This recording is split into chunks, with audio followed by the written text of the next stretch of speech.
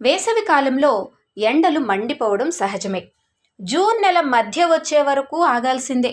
అప్పటి వరకు వాతావరణం కాస్త చల్లబడుతుంది కనుక అప్పటి వరకు ఎలాగోలా ఎండల్ని తట్టుకోవాలి.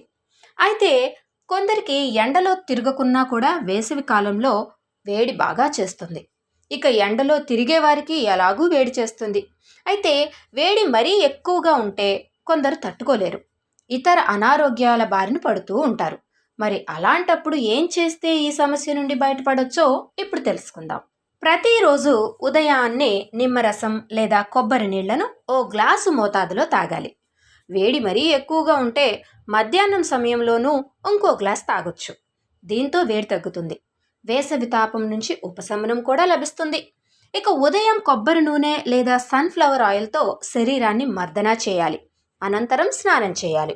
తరచూ ఇలా చేస్తుంటే శరీరంలో అస్సలు వేడి అన్నదే ఉండదు. రోజు తాటి బెల్లం కలిపిన నీళ్లను 2 కప్పులు మోతాదులో తాగుతూ ఉండాలి. ఉదయం, మధ్యాహ్నం లేదా ఉదయం, సాయంత్రం.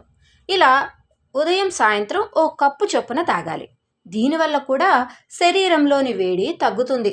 అలాగే ప్రతిరోజు ఎర్రమందార పూలతో తయారు చేసిన టీ డికాషన్ తాగడం వల్ల కూడా శరీరంలో ఉన్న ఉష్ణోగ్రత తగ్గుతుంది. అనారోగ్య సమస్యలు రాకుండా ఉంటాయి. కుంకుమ పువ్వు కలిపిన పాలను రోజు రాత్రి భోజనం అనంతరం తాగాలి.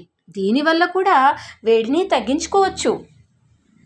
ఇక ఇంకొక చిట్కా, సోంపు, జీలకర్ర, ధనియాలను రాత్రంతా నానబెట్టి మరుసటి రోజు ఆ నీళ్లను తాగడం వల్ల కూడా శరీరంలోని వేడి తగ్గిపోతుంది.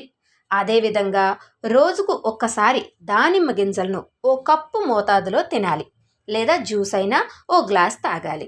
దీంతో కూడా వేడి ఇట్టే తగ్గిపోతుంది. ఇక రోజు రాత్రిపూట మెంతులను నీటిలో నానబెట్టి మరుసటి రోజు ఉదయం ఆ నీళ్లను తాగాలి. అలాగే పుల్లని పండ్లు, బీట్రూట్, క్యారెట్లను వేసవిలో తక్కువగా తీసుకోవాలి.